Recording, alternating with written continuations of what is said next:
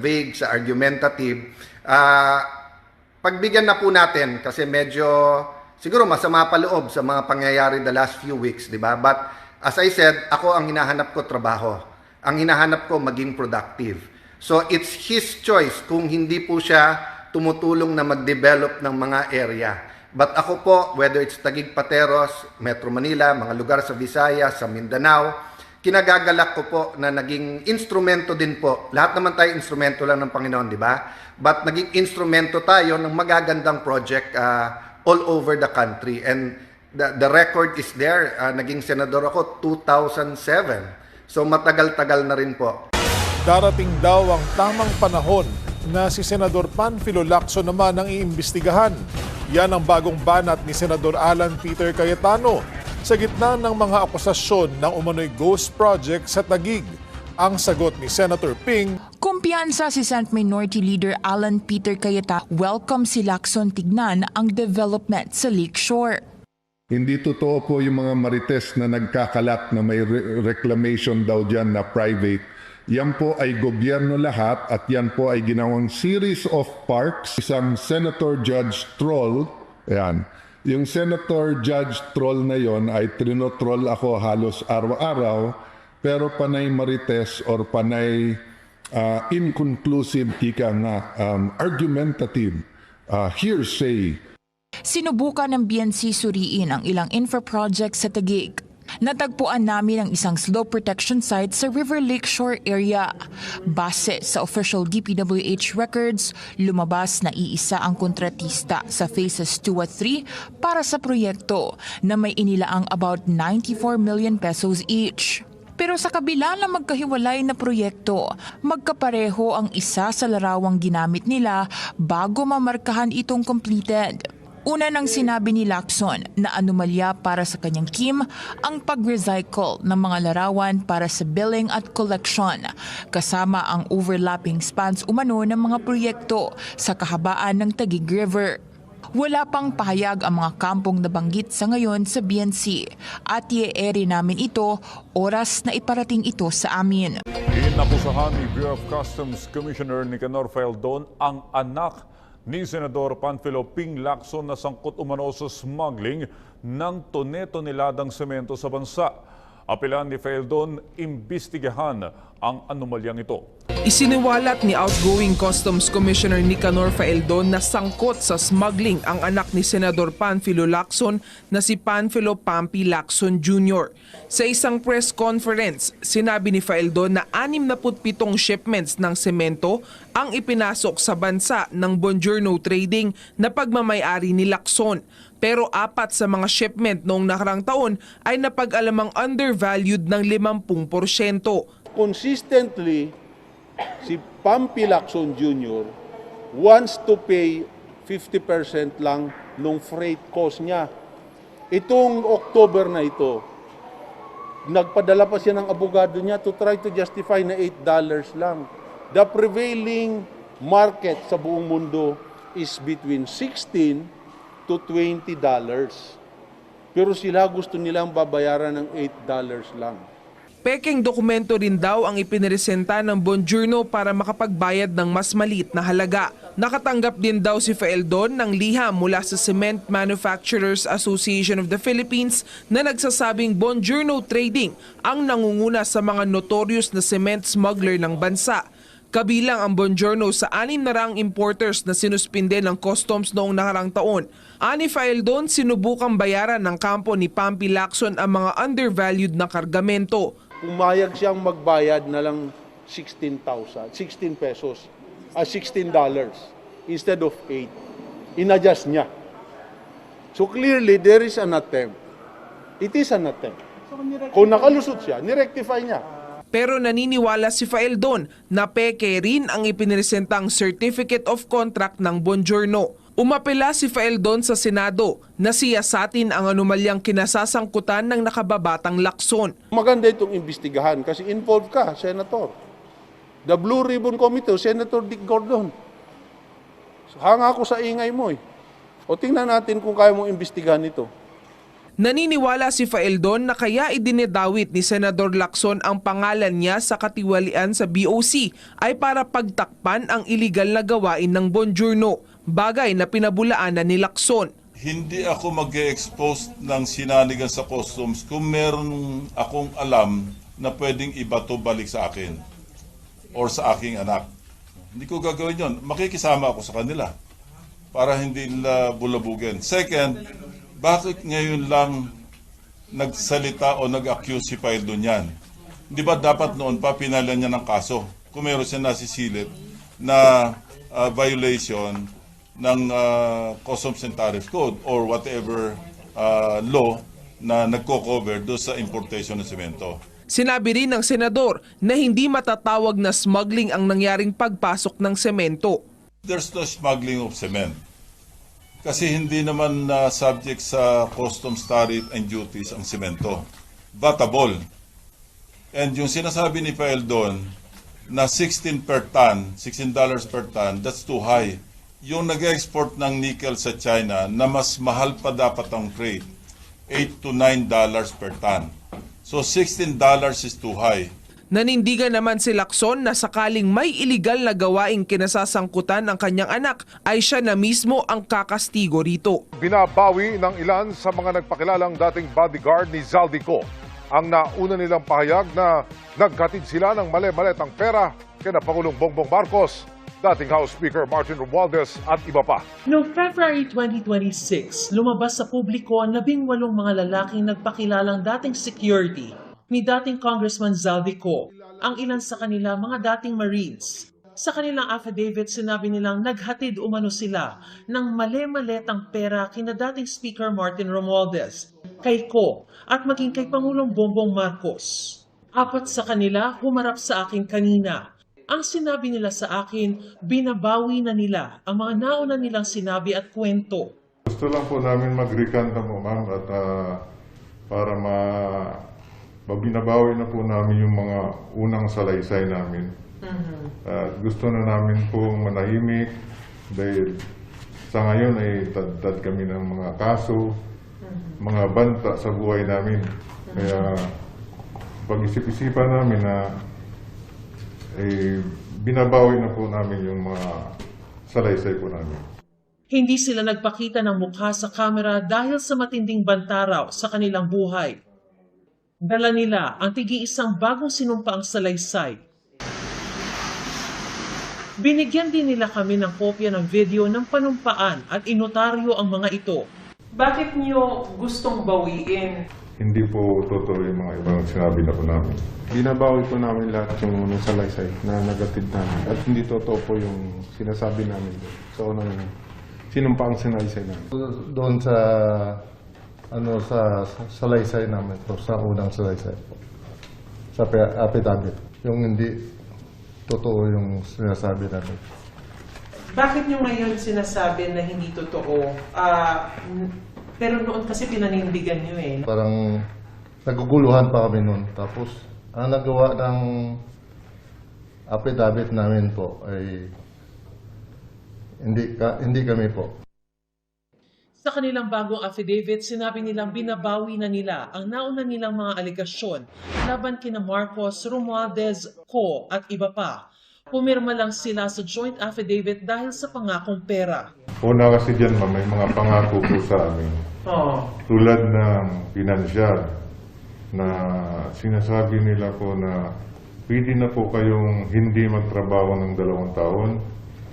Tapos, meron pa kayong security sa pamilya niyo. Kapalit ng ano? Kapalit po sa ginawa na joint affidavit ko. 3 sa humarap sa akin ngayon, pumirma ng affidavit sa Office of the Ombudsman na ginagamit ngayon sa investigasyon kay Romualdez at iba pa. Pero kwento nila, nang humarap raw sila sa Ombudsman, pinilit silang pumirma sa sinumpaang salaysay na gawa na rin daw. Tinakot daw silang sasampahan ng patong-patong na kaso. Ang affidavit daw nila ngayon, sila mismo ang nagsulat at walang namilit. 2 buwan na raw pinag-iisipan ng mga tinaguriang Maleta Boys na ito na bawiin ang una nilang mga salaysay hanggang sa maging buo na raw ang kanilang loob at i-execute ang mga bagong affidavit 2 linggo na nakalilipas. Anila, nag-iisip na rin daw ang iba pa nilang mga kasamahan na pumanig sa kanila. Naniniwala ang Malacanang na diversion o pagliliis lamang ang mga bali-balita na naaresto na si Senator Ronald Bato de la Rosa na kagagawan umano ng mga kaalyado ni Vice President Sara Duterte. Sa isang mensahe, sinabi ni Palace Press Officer Undersecretary Claire Castro na kapansin-pansin niya na walang laman at walang konteksto ang mga pinapakalat nila Attorney Jimmy Bondoc at Attorney Harry Roque tungkol kay Senator Bato. Ayon pa sa Palace official, timing umano ang ginagawa ng mga ito upang matabunan ang mga naisiwalat ng COA patungkol sa mga walang resibo ng paggasta ng milyong-milyong pisong confidential funds ni BP Sara sa OBP at DepEd. Wala pang bagong pahayag na inilalabas si Attorney Jimmy Bondoc at hinggil dito.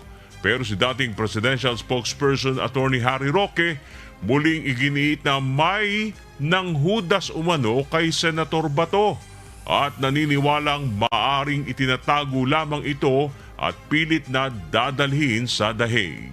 So malinaw po ha, yung aking sinabi, I stand by it. Merong naghudas kay Bato 2 weeks ago. Wala po akong kumpirmasyon ngayon kung nasan si Bato, pero hindi ko rin po pinagkakatiwalaan ang kahit sino sa gobyernong ito pag sinabi nila na hindi pa nahuhuli si Bato, dahil pag nahuli nila yan, idediretso nila yan sa dahig. So I'm giving them until tomorrow, in fact, 2 days, 48 hours. Kasi kung tinatago nila yan, within 48 hours, kinakailangan isurrender na nila yan sa ICC. So until 2 days have passed, well, hindi pa rin ako sigurado at hindi ako maniniwala na hindi nila hinuli si Bato dahil I can assure you, hindi nila aaminin yan. Dalawang bagay, no? Si CPA lawyer Wamil ay maganda at hindi, no? Maganda sapagkat sinabi niya ang nagdudumilat na katotohanan na lahat ng public funds ay dapat i-audit. Yun ang isang maganda. Ibig sabihin, lahat ng pondo sa gobyerno, kay local government yan, kay national government, kay government owned or control corporations, o maging korte, maging congress, dapat yan in-audit lahat, no? At lahat naman, kung susundin mo yung 1975 amendment, pinakahuling amendment sa auditing rules and procedures ng gobyerno, lahat dapat talagang in-audit. Kaya lamang, ang nangyari, ang Kongreso, sa pamamagitan ng mga senador at congressman, ay nagpasa ng Concurrent Resolution number 10 na gumawa sila ng sariling republika at sinabi nilang hindi na sila kasama doon sa COA Rules and Regulation at sila ay certification na lamang yung kanilang mga liquidation. So doon pala meron ng bending the law. So hindi maganda sapagkat masyadong binabad ni attorney ng Counsel for the Prosecutor Kapunan si Mr. Wamil na hindi dapat sa kanya pinakamahaba doon 30 minutos lang. Just to certify na siya ay nagsagawa ng state audit doon sa confidential fund ng Office of the Vice President. Kasi sa tinagal-tagal na hinaba, lumalabas tuloy na wala siyang alam talaga. Wala siyang personal knowledge kasi unang-una at nahuli pa siya nagsisinungaling. No, kasi sabi niya, lahat ng pondo ino-audit. Pangalawa, sabi niya, bukod tanging si Vice President Duterte lamang ang merong confidential funds. Lumabas, 2014 pa, merong confidential funds yung Vice President noon, no? Kung di ako nagkakamali, si Mr. Binay. So hindi lang si Miss Duterte ang may confidential fund. Pangalawa, Gusto ko lang siguro para mas lalong lumawak yung kaalaman ng ating mga manonood, Jade, no? Na gusto ko lang susugan yung mga sinabi ni Mr. Galang October, November, December. Kaya i-obligate mo yan para mabayaran. Kasi pag hindi mo nabayaran yan, aba, may problema ka sa fiscal management kung tawagin, no? So, yun nangyari, itong pondo, tandaan natin ha, isang maliwanag. Itong pondo pinag-uusapan natin, 125 million noong 2022 ay hindi po confidential fund ng Office of the Vice President yan. Yan po ay bahagi ng Confidential and Intelligence Fund ng Office of the President. Kaya dapat dito, kung meron man dapat managot doon sa first 125 million na binusisi umano nitong si Mr. Wamil, ang Office of the President, because by operations of law under GAA, sa kanila yung pondo. Kumbaga pinagamit sa OBP. So dapat ang OOP, Office of the President, siya ang nag-liquidate using whatever documents na ginamit ng OBP. Pangalawa, itong nangyayari ngayon sa Senado, kinalulungkot kong sabihin, this is a violation of law. Alam ng abogado yan, lahat ng taga-gobyerno, kasi may national security component dito, confidential and intelligence funds. Kaya nga, dapat ang ginawa ng prosecution, ang nilagay nilang mga witness dito, dapat mga retired commissioners sa Auditor General, no, retired commissioners ng COA. Hindi yung ultimong utusan, no. I'm sorry to say, he was just technically clerk lang si Wamil doon sa tinatawag state prosecutor kasi attorney for. Ano ba naman yung attorney for pagdating mo sa gobyerno, no? Pangalawa, hindi binubuksan yan. Bawal na bawal yan kasi may national security component. Yung mga regular, katulad namin, dito kunyari, controller ako o administrador ako sa local government o kaya sa PNP o sa AFP. Kami ang yung mga regular na gastos, MOOE, anong tawag ito, mga cash advances, ganyan. Yan, regular, pina-audit yan. At saka, bukod sa pina-audit, binubuksan niya sa public. But not a confidential and intelligence fund. Kasi ganito yan, na-explain kanina ni Mr. Galang sa PNP. Let me give you an example sa local government. Dahil ako, 11 years nga ako, dito sa pinakahuli, yung last 6 years sa local government. Pag nag-liquidate kami ng intelligence, merong yan, may mga requirements, totoo yan. Pero remember, itong joint resolution circular na yan, bago lang yan. Ewan ko kung kailan na ginamit. Pero merong existing auditing rules yan, post-audit saka pre-audit. No, pagkatapos, ilalagay mo roon, pero pag intel funds, confidential, hindi mo pwedeng sabihin mo, ito, gamot ito, binigay namin sa isang commander ng NPA para nang sa ganun, mapasurrender namin sila. Hindi mo pwedeng banggitin yun. Ipapahamak mo yung mga taong nagkatiwala sa iyo. Kaya nga natawag ni Mr. Galang kanina, national security concern yan. No? Tanga lang itong Kasi, ang katotohanan kasi, itong mga madadaldal na congressman natin, tsaka mga anong tawag ito, party list representative, wala namang alam sa government auditing and procedure, Walang alam sa panggobyerno kasi hindi sila dumaan ng mayor, hindi sila dumaan ng gobernador. Hindi nila alam yan. Kaya sila daldal ng daldal, wala naman silang alam, bobot kalahati ang mga tinamaan ng buenas. No, ang dapat dyan, ang kinuha ng prosecutor, sige, may question sila, may na-discover. Dapat doon, ang ipipresent ng prosecutor, yung mga talaga, may kaalaman, intel officer. Paano ginawa ninyo rito without mentioning names, without mentioning places, dates, ganyan. Para at least, authentic. Tingnan mo, ang nangyari tuloy, nahuli ng opposition, ng defense, yung at saka alam mo, very evasive yung Wamil, no?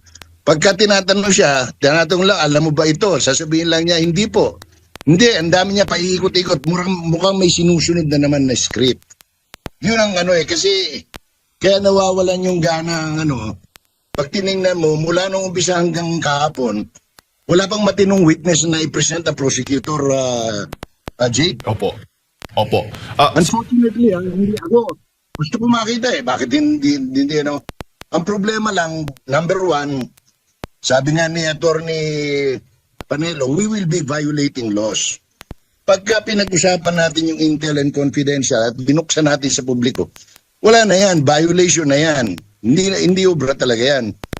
Kapareho niyan. Daldal tayo ng daldal, banat sila ng banat. Ang laki-laki ng ninakaw, anong tawag ito? Anong tawag nila kay Vice President? Magnanakaw daw. Scam daw, sabi scam. Scam. Sabi ni Kapunan. Tingnan mo naman. Ito, walang halong biro. Total, mahilig magbiro hindi ko alam kung fans siya ni Attorney Ed Chico si Lorna Kapunan banat sila ng banat, magnanakaw si Sara, ganon.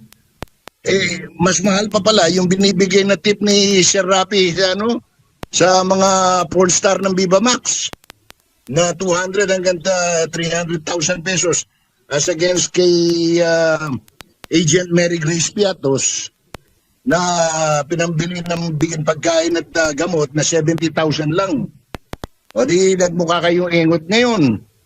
Yan ang sinasabi natin Kung babanat tayo, bumanat tayo ng maayos.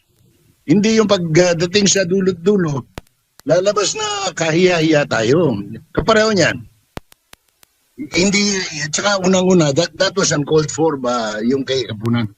Kasi tama yung tinanong Halimbawa, ako, tatanungin ko si, anong pangalan noon? Wamil. Ricardo ba pangalan noon, Jake? Roderick po. Roderick, Mang Roderick.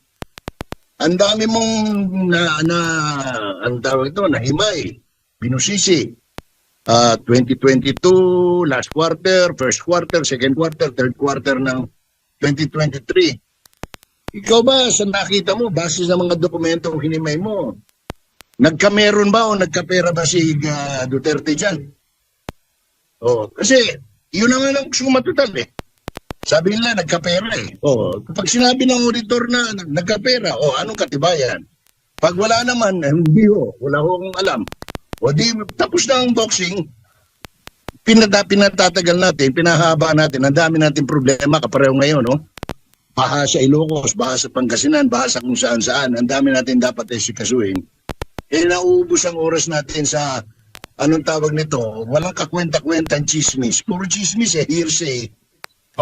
Walang personal knowledge, Opo, baga hindi po napatunayan ng witness na baga wala siyang direktang sagot na kung may ibinulsa ba ang Vice Presidente doon sa kanyang conduit funds. Sinabihan, hoy, huwag mo sagutin. Opo. Para tuloy yung sinabihan ng teacher, huwag ka maingay dyan. Opo. Sir Jay, bago ko lang ipasa kay partner Adma. Imagine mo ako, CPA lawyer, sabihan mo ako ng ganyan. Abay, sasagutin kita. Sandali lang, ma'am, may utak ako. Huwag mo akong pigilan. Yun ang rito. Gusto nating makuha yung katotohanan. Ba't mo pipigilan yung tao? Kasi yun ang dating sa akin bilang taxpayer Ay, bakit pinigilan yun? Nung makasagot, gusto ko malaman Opo. Dahil sa totoo lang, kung talagang may kasalanan si Duterte, kailangan palabasin nila para nang sa ganun, masabi natin, hindi pala tama yung pinagagawa ng babaeng yan, di ba? Opo. Sir Jay, bago ko lang ipasa kay partner Admar, kayo, nabanggit po ninyo, 11 years po kayo sa local government. Paano kaya mapapatunayan ni VP Sara o ng opisina po ng Vice Presidente na yung pondo na ginamit po, ginastos within 11 days ay talagang ginamit sa tama? Para sa mata ng publiko, para maintindihan po nila. Madali po yun kasi ganito yan. Remember, as early as August, nagre-request sila ng ayuda, yung OBP, sa Office of the President. Kasi hindi nga sila binigyan sa GAA, sa General Appropriations Act, ng Confidential and Intelligence Fund. At alam naman ng Office of the President na ang centerpiece ng DepEd at saka ng OBP is anti-communism, anti-terrorism, di ba? Kasi co-chairman si Vice President Duterte ng NTF-ELCAC, di ba? So, meron na silang mga programa na kinakailangang mapondohan. Meron na silang undertakings na ginagawa para may sa katuparan yung project. Kaya sabi nila, sir, baka pwede. So, finally, 11 days or 13 days before December 31, pinalabas ng OP by way of the executive secretary at that time, kung ako nagkakamali si Bersamin, at saka ng DBM, yung amount na 125 million. So, entonces, pagdating sa akin, halimbawa, yung statement of, anong tawag nito, yung funds availability, no? Yung SARO, na nandiyan na, okay na.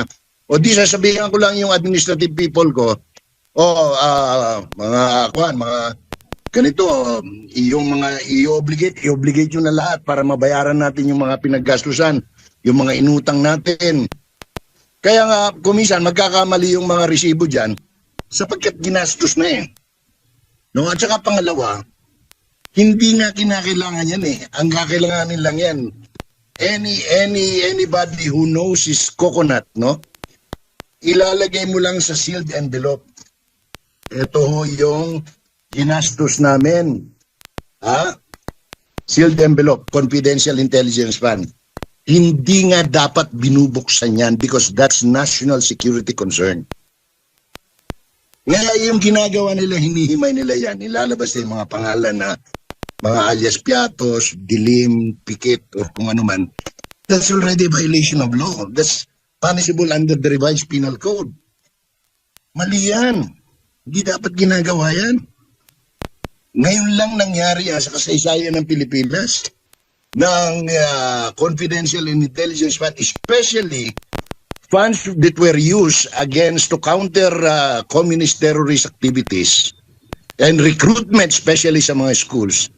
Binubusisi, binubulatlat. Kasi yan naman talaga ang gusto mangyari nila Tino, nila Ko, nila Ridon, who are best friends of the National Democratic Front, the Communist Party of the Philippines, and New People's Army. Yan ang gusto nila lumabas yung mga pangalan para alam nila kung sino tatargetin. Yan ang purpose niyan. Huwag na tayo magbulahan pa. Because they were having difficulties now recruiting. Pero nung nawala siya, kaya palakpak sila nung nawala si Inday Sara sa DepEd. Nawala siya sa NTF-ELCAC. Kasi malaya sila na naman, no? Opo. Kasi ganyan yan. Mario Joseph, kahit minsan hindi kami isinita ng COA pagdating sa intelligence and confidential funds. Kasi nga, ang gobernador at saka mga mayor, meron yan. Kasi sila ang mga frontliners sa counter-insurgency. Opo. Manong Jay, siguro mga ilang katanungan na lamang po. Doon sa nabanggit niya na harapang pagsisinungaling, kung totoo man yung mga dokumentong iprenesenta ni Attorney Michael Poa na meron din palang confidential fund sa Office of the Vice President sa panahon ni Binay. Natanong, mismong ang COA din ang nagtanong. Kasi ang sinasabi kasi nitong auditor na sa panahon niya, sa stint niya bilang auditor na sa Office of the Vice President, tanging ito lang si VP Sara lang yung kanyang na-audit na mapatungkol sa confidential fund bago siya mailipat. Pero napag-alaman na kahit nung nandun pa siya, meron pa palang confidential fund sa opisina ni Binay.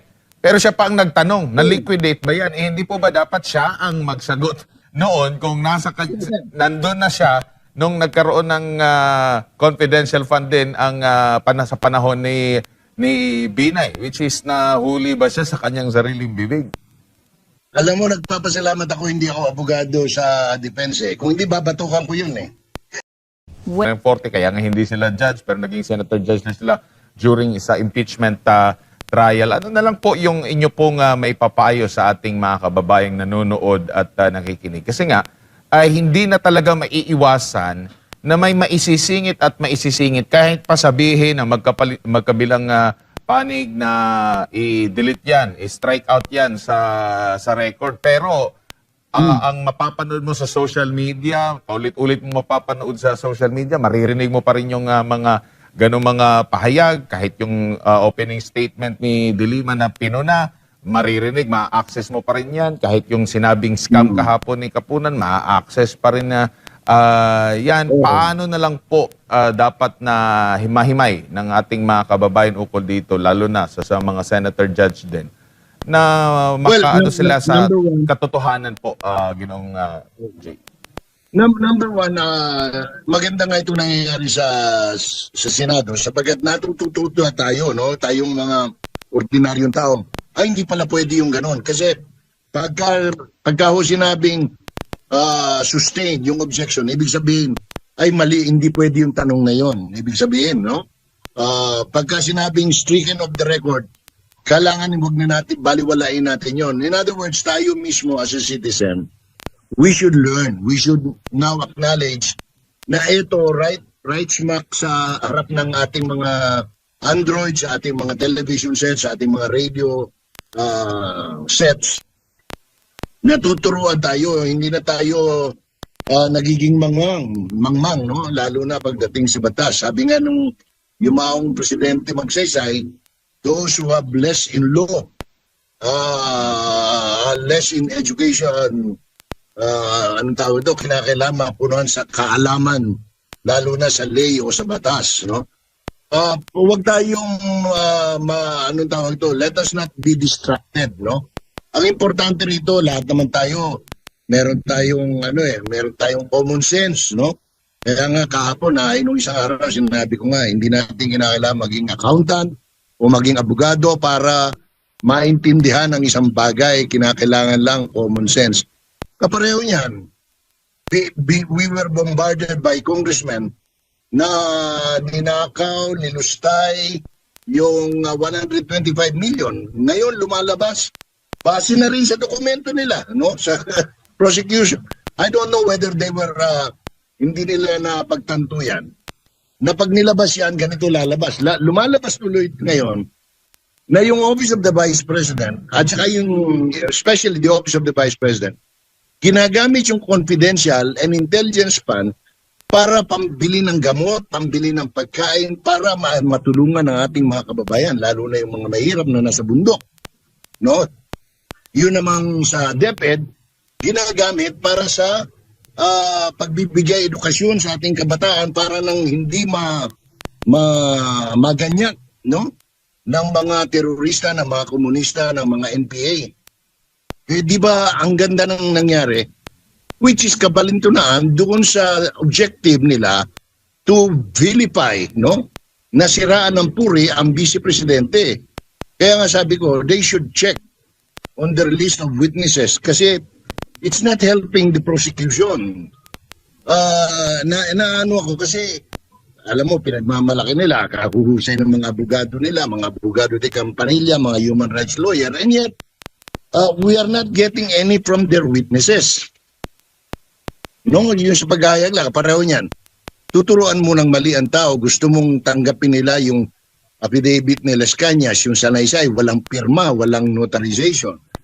Aba, samantalang tinuturuan tayo na kapag ka isang dokumento walang pirma at walang hindi notarized, yan ay anong tawag ito, basura. O pagkatapos gusto mo ipalamon sa tao na hindi, okay yan. Ayusin ang dokumentong yan. So these are the things that the prosecution must stop doing because it's not helping them. No, ako, nalulungkot ako because most of them, and I must admit, karamihan sa kanila ay mga kaibigan, personal kong kaibigan. Anong tawag nito? Admar, Jade, no? Si Lorna at saka ako from way back. Panahon pa ni Senator Rocco, magkakasama na kami sa Action Democratico. Nalulungkot ako, no? Because naging katawa-tawa yung pangyayari, shell joke, no? Ang tagal kong ano yan, sa human rights, no? Kasi hindi nyo natatanggap. Matagal tayong aktivista. So, nalulungkot ako kapag ganyan ang nangyayari, no? Kasi nasasayang yung pagkakataon na maturuan natin ang publiko ng tamang appreciation ng kung ano ang naayon sa batas. No? Kasi kapareho niyan, tuturuan mo yung tao na huwag magsalita. Bakit? What for? When you say, hoy, huwag mong sagutin yan, unang-una, abogado yun, accountant, pwede mo magsabihan yun, bobo ba yun? Na tuturuan mo sasabihan mo, wag sumagot? Kasimple-simple na tanong. At yun ang gusto makita ng taong bayan. Nagnakaw ba talaga yung Inday Sara na yan? Kasi kung nagnakaw yan, litsunin natin, huwag natin iboto sa 2028. Ngayon, kung hindi naman, dapat ang managot yung mga nag-akusa sa kanya na hanggang ngayon, wala silang pakialam kung paano lang nilusta o kinastos yung pera sa flood control at iba pa, sa mga AX na yan, tupad at porpis. So, these are the things that ako, sabi nga ng iba, sayang at nawawalan daw ng iba ng interes sa implicit. Wag ho, kailangan maging interesado tayo sapagkat kinabukasan ng bansa natin ang nakataya rito. Kailangan matuto tayo, wala man tayong pagkakataon pumasok sa mga College of Law, ng UP, ng Lasal, ng Ateneo at kung saan-saan pa. At least dito, nakikita natin yung mga we can pick up, sabi nga, in so many ways, no? And so many things dyan sa nangyayari sa ating impeachment proceedings, no? Impeachment trial dyan sa Senate Tribunal. Hindi po automatic na si VP Sara Duterte ang may kasalanan. Sabi po nila, tama po yung sinasabi niya sa circular na kapag nag-issue sila ng certain notice of disallowance ata ay dapat nang bayaran iyon. Pero po, meron pang mga appeal process yan. Executory pero hindi pa final. So ibig sabihin hindi pa final yung guilt ng tao na responsable. At sino ba yung tao na responsable? Yung Special Disbursing Officer, hindi si VP Sara Duterte. Bigyan po natin ng context ito. Ang Office of the President po ay meron ding mga audit findings, mga notice of disallowance. Tanong po ninyo, mas malaki po ito sa 70 million plus na binanggit nila sa impeachment kanina. Ang meron po sa Office of the President ay 490 plus million pesos. Kalahating bilyon po na notice of disallowance na ina-appeal nila ngayon. Ibig sabihin po ba ay ninakaw na kaagad ni BBM yung kalahating bilyon na iyon? O sasabihin po nila, syempre hindi. Ganun din po ang gawin natin kay VP Sara Duterte dahil malaki po ang opisina nila. Natatapos lang po mga kapartner ng Day 13 ng impeachment trial kay Vice President Sara Duterte. At para himayin ang mga naging kaganapan, makakasama natin si Attorney Harold Respicio, Vice Alcalde ng Reyna Mercedes Isabela. Attorney, magandang hapon, Admar at Almar po dito sa SMNI. Hello, Double A boys! Attorney, napanood niyo po ba yung buong Day 13? Ano ba ang mga mahalagang punto dito na dapat malaman ng ating mga kababayan?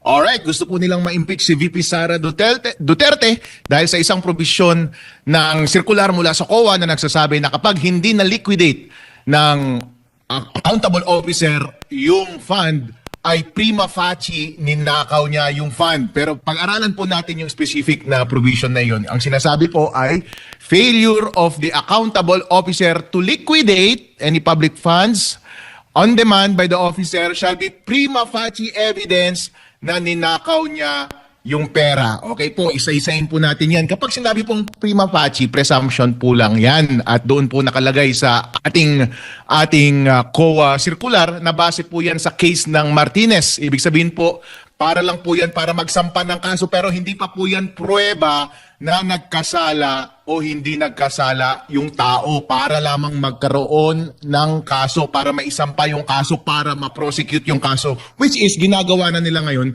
kay VP Sara Duterte. Pero ang tanong po, ano po ang kailangan na proof para ma-impeach si VP Sara Duterte? Ang sabi po ni Senator Miriam Defensor Santiago noon ay less than proof beyond reasonable doubt pero more than substantial evidence. Pero po ang prima facie or presumptive evidence ay mas mababa po yan sa substantial evidence. In other words, kahit po i-take natin yung presumption na iyon, wala pa rin in advance na proof yung prosecution para idiin si VP Sara Duterte para masabing guilty siya dito sa impeachment trial. Hanggang prima facie pa lang po sila. Wala pa sila sa level na more than substantial evidence. Ganun po. Ang question naman po ay, si VP Sara ba in the first place yung accountable officer?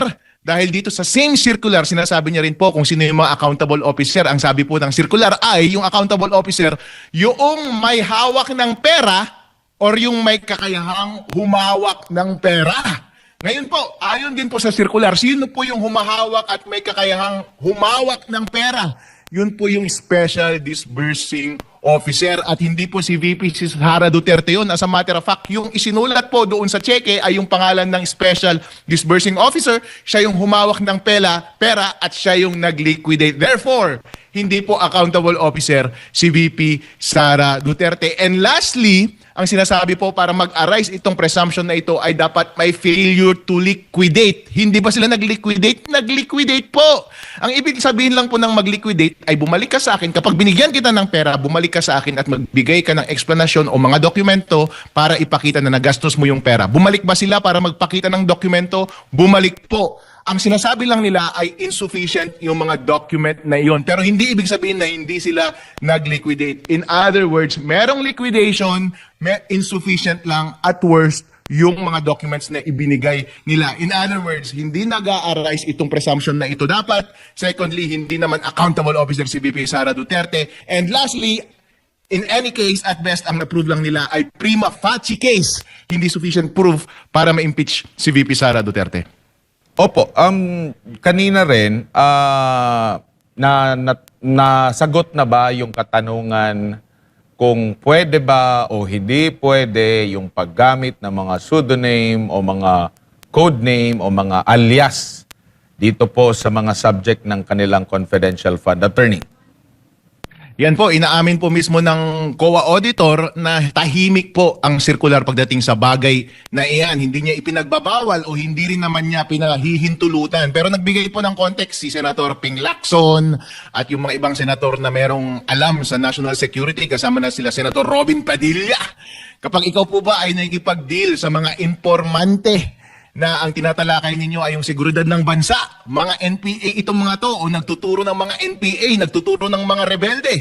Sa tingin nyo po ba, karapat dapat na nating ilantad ang kanilang pangalan? At tinanong rin po ni Senator Ping Lacson kanina na meron ka bang access or ano ba yung security clearance level mo? Ang sabi po ng COA auditor ay wala naman po akong clearance na binanggit. Kasi sabi niya kapag mataas yung security clearance level mo, makikita mo doon sa loob ng vault yung mga totoong pangalan ng mga pseudonym na yan. In other words, sabi ni Senator Ping Lacson, nabitin po ang inyong audit dahil inaamin na rin ng auditor na hanggang paper document lamang ang inaudit nila. Hindi sila pumunta sa field, wala silang double confirmation sa mga taong nag-disburse o napagbigyan at wala rin silang security clearance. So hindi nila alam yung konteksto ng mga bagay na yon. And pinaka-telling pa po ay yung lack of audit query. Yung sinasabi po niya na hindi kami nag-audit query dahil hindi yun required ng circular. Sir, natural po yan sa lahat ng audit na kapag hindi ka naliliwanagan sa isang finding or kulang ang understanding mo sa finding or doubtful ang magiging finding mo, mag-audit query ka po para masagot nila ng maayos yung doubts na meron. Pangalan, sana nag-audit query ka po. At kung nakita mo na 22/12/26 yung date, sana tinanong mo, ano to sir? December 22, 2026 o December 26, 2022? Hindi ba? Hindi po pwede na agad-agad tayong mag-conclude na 2022 tulad ng ginawa ni Mr. Erwin Tulfo. At ganoon din po yung mga purposes. At kapag sinabing close and open parenthesis na medicine po iyon o kaya transportation, itanong nyo po, diretso po ba pinambili ng medicine yan o transportation o binigay niyo po yan sa informant as a reward dahil sinabi niya kailangan niya pang medicine or pang transportation? Madalas po yan. Ako po isang vice mayor din, maraming tao ang nangihingi para sa mga ganyang purpose. Malay po, yun lamang ang purpose ng pag-include ng information na yun. In other words, hindi po sila sure kung yun talaga ang purpose ng disbursement na yun. Dapat po talagang nag-audit query muna sila bago sila magkaroon ng audit observation memorandum. Hindi man lang binigyan ng chance si Attorney Powa noon para ipaliwanag yung mga bagay-bagay na yan. Tsaka yung pag-question din kanina ng presiding officer, naging malinaw po ba na itong kanilang ginawang pagpuna, yung pag-audit, ay hindi pa talaga super final at conclusive na or dapat i-execute na agad-agad at nandun na may kasalanan ng nagawa ang pangalawang Pangulo, Attorney? Opo, hindi po automatic na si VP Sara Duterte ang may kasalanan. Sabi po nila, tama po yung sinasabi niya sa circular na kapag nag-issue sila ng certain notice of disallowance ata ay dapat nang bayaran iyon. Pero po, meron pang mga appeal process yan. Executory pero hindi pa final. So ibig sabihin hindi pa final yung guilt ng tao na responsable. At sino ba yung tao na responsable? Yung Special Disbursing Officer, hindi si VP Sara Duterte. Bigyan po natin ng context ito. Ang Office of the President po ay meron ding mga audit findings, mga notice of disallowance. Tanong po ninyo, mas malaki po ito sa 70 million plus na binanggit nila sa impeachment kanina. Ang meron po sa Office of the President ay 490 plus million pesos. Kalahating bilyon po na notice of disallowance na ina-appeal nila ngayon. Ibig sabihin po ba ay ninakaw na kaagad ni BBM yung kalahating bilyon na iyon? O sasabihin po nila, syempre hindi. Ganun din po ang gawin natin kay VP Sara Duterte. Dahil malaki po ang opisina nila.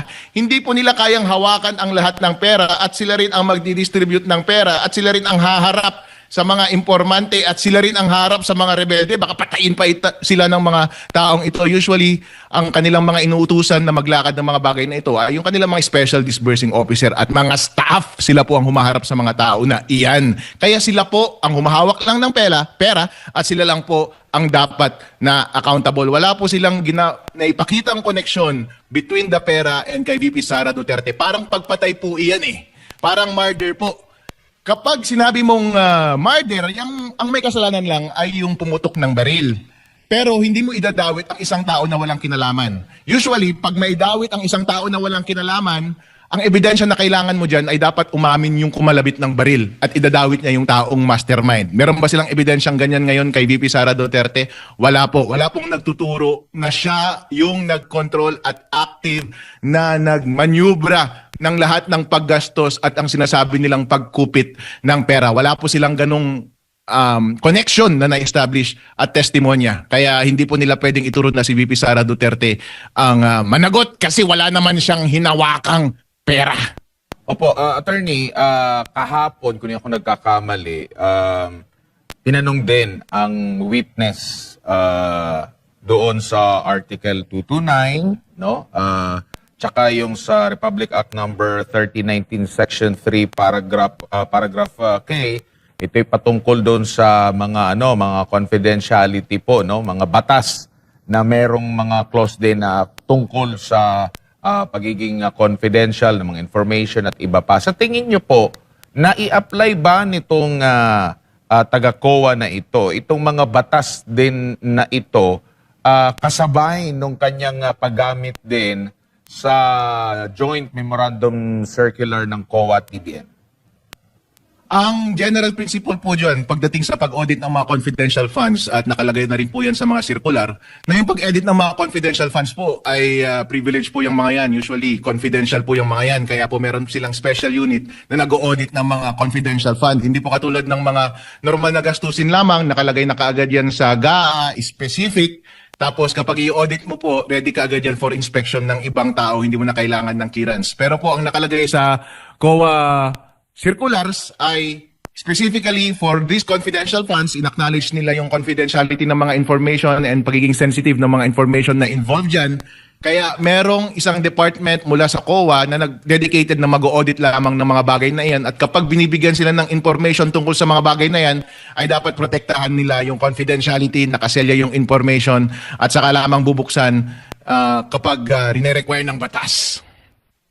Opo, Attorney, tama po ba na questionin yung ahensya, na yung opisina, kung bakit siya merong confidential fund? Kasi nabanggit din ng witness na dapat batay sa kanyang mandato. Like halimbawa, kagaya po dito sa katauhan po ni Vice President Sara, meron siya dati sa unang taon for OVP and at the same time dito po sa DepEd. Dapat bang questionin ito? meron ba siyang karapatan, yung taga-COA, na mag-question bakit siya merong confidential fund, attorney? Kasi ito rin yung pinapalutang nila na kinukumpara nila sa nakalipas na mga vice president, nakalipas na mga education secretary na wala daw pong mga kagaya nitong confidential funds. Wala po sa katayuan ng COA auditor na sabihin kung tama o mali na magkaroon ng confidential funds ang Office of the Vice President. Ang pagkakaroon po ng budget for confidential funds ang isang opisina or ahensya ay pangunahing responsibilidad po yan ng Executive Department ng Presidente po, Office po ng Presidente, dahil sila po ang nagpro-propose ng budget doon sa Kongreso. Kongreso po ang nag-a-approve. Nung umpisa po, syempre, pwedeng mag-request. Sasabihin, ang totoong proseso po niyan ay tatanungin nila yung specific agency, ano yung mga kailangan mong funding. Sasabihin ng agency, ba kailangan ko ng ganitong funding, including confidential fund. Isasubmit nila sa Office of the of the President. President ang mag-approve, ilalagay niya lahat ng plano, at yun ang ipapa-approve nila sa Kongreso. So kapag nalagyan po ng confidential fund ang Office of the Vice President, kasalanan na po yan ng Presidente at ng Kongreso, at hindi nyo pwedeng sabihin na kasalanan lamang yan ni VP Sara Duterte. At it is not as though it is wholly wrong or it is wrong at all na magkaroon ng confidential funds ang isang Office of the Vice President, dahil po siya ang pangalawang executive ng ating bansa.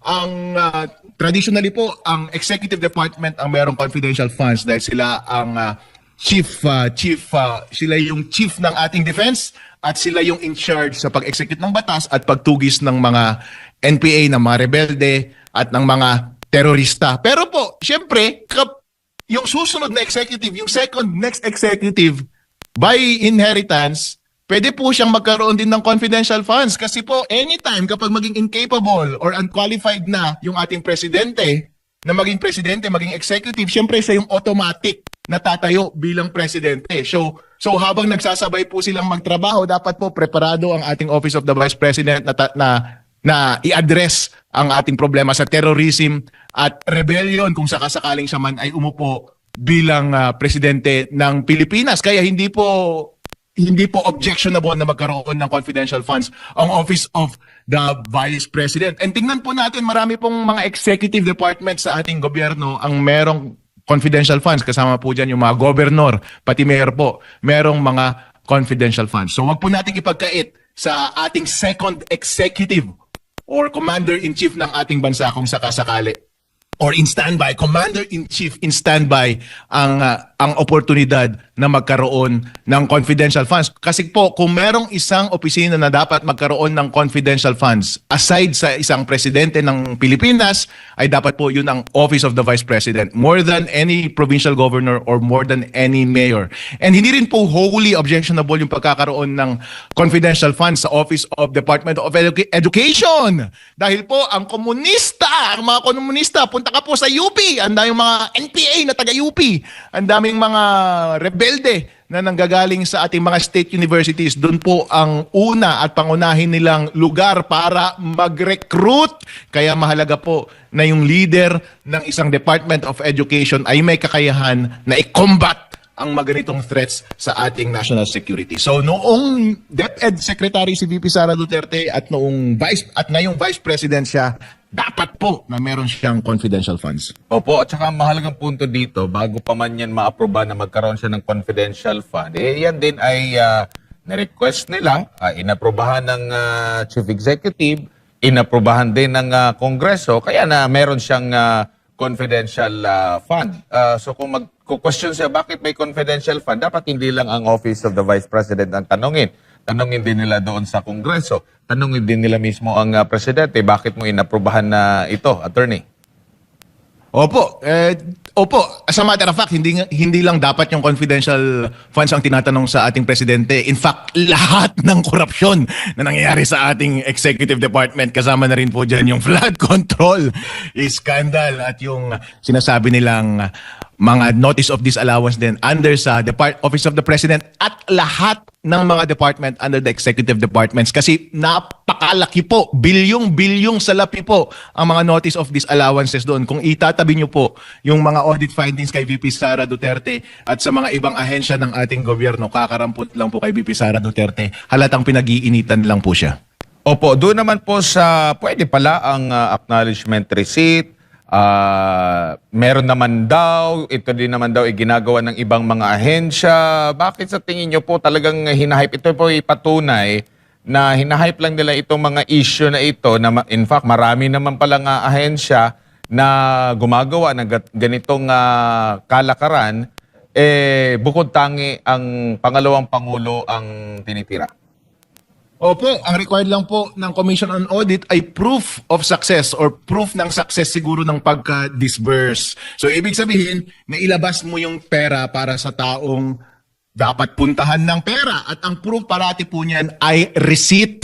Siyempre po, sa mga negosyo, official receipt po yan kasi ginagamit po yan sa BIR. Hindi tatanggapin ng BIR kapag hindi official receipt. Pero wala po tayo sa BIR ngayon. Nasa Commission on Audit lang po tayo. Kaya any form of receipt as proof na natanggap ng pera ng recipient ay okay na po. Kaya okay po yung acknowledgement receipt. Yan po ay hindi naman. Kasi titignan po ninyo, ang mga kausap po ng ating Office of the Vice President staff ay mga informant po. Ibig sabihin, mga nagtataguyang mga yan. Wala pong formal na negosyo yan. Kaya ka lang naman po magkakaroon ng official receipt kapag meron kang formal na negosyo. Kasi magpaparehistro ka po kay BIR at yung BIR po ang mag-i-issue sa'yo ng mga official receipts na pwede mong i-issue sa yung mga customer. Itong mga informant naman po mga rebelde nga yung mga yan, walang trabaho di ba? Mga terorista nga yung mga yan At mga nagtuturo lamang sa kanila. Ibig sabihin, may libreng oras na maobserbahan sila. Hindi sila busy sa kanilang trabaho. Kaya nakikita nila yung mga galaw ng mga terorista na ito. Itong mga rebelde na ito. Kaya sila nakapagsusumbong. Kaya kung meron man pong segment sa ating lipunan na you would least expect na mag-issue ng official receipt, ay ito po itong mga tao na ito. Buti nga po nag-i-issue sila ng acknowledgement receipt. And considering po ang buong context na ito, may unreasonable po talaga na i-demand ang isang official receipt para i-liquidate ang mga bagay-bagay na ito. Bilang accountant po, isa rin po kasi akong CPA lawyer. Nagtrabaho po ako bilang auditor, katulad ng mga tinatrabaho nila ng maraming taon din po bago ako nag-abogado. Ang test po namin dyan ay reasonableness. Ibig sabihin, common sense. Given the circumstances, reasonable ba ang binigay nilang dokumento na ito? In other words, hindi ka manghihingi ng ebidensya na more than na capable na i-produce ng staff or ng point person mo under the circumstances.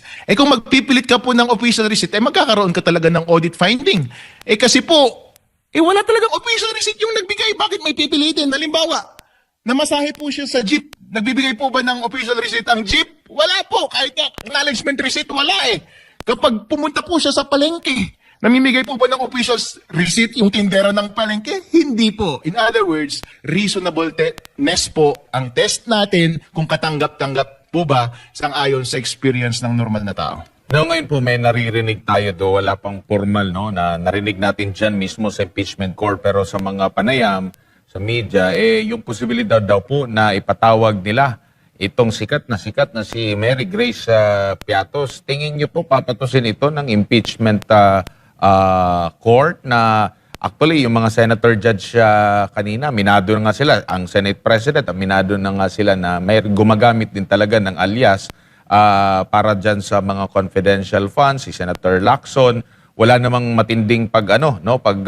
question na talaga. Pero sa tingin nyo ba, yung posisyon ni VP Sara Duterte? Hindi naman po. Pero since hindi nila na-establish na pseudonym ito, hindi na rin natin pwedeng buksan yung vault na sinasabi ni Senator Ping Lacson kung saan nakalagay yung mga totoong pangalan ng mga pseudonym. In other words po, kahit mag-motion po kayo, kahit mag-approve pa po ang Senate, at kahit i-publication lang nila yung subpoena, ay baka wala talagang dumating. At kapag wala pong dumating, ay hindi po iyan kasama-sama sa kaso ni VP Sara Duterte. In other words po, ang onus po na mag-prove ng guilt ni VP Sara Duterte sa impeachment trial ay nasa prosecution po.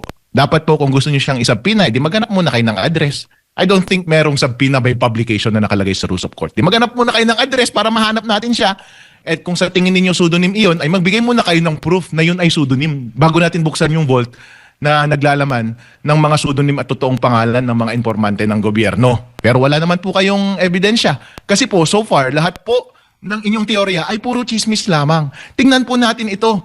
Ang ginagawa po kasi nila ngayon, ay since merong mga irregular na nangyari, i-admit po natin merong irregular siguro dahil kinulang ng dokumento, merong